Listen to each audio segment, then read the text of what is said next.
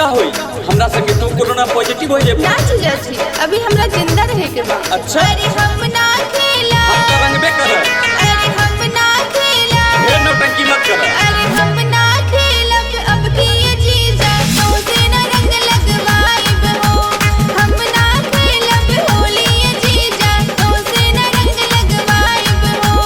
हम ना खेलब रंग हो जीजा तो से ना रंग लगवाइब हो। बुझले कि ना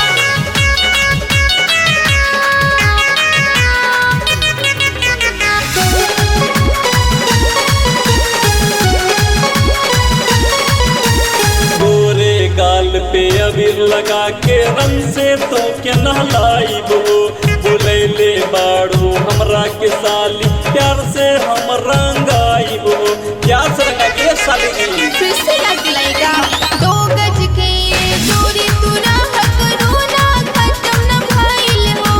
हाथ में सैनिटाइजर मुंह में मास्क लगा के तू होली खेला हो।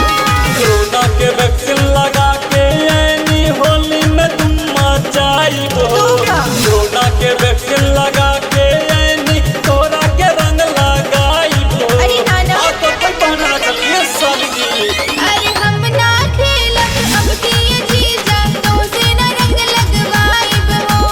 हम ना खेलब होली ये जीजा तो से ना रंग लगवाइब हो। हम ना खेलब रंग हो जीजा तो से ना रंग लगवाइब हो। एक मिनट फोन लग जाओ जी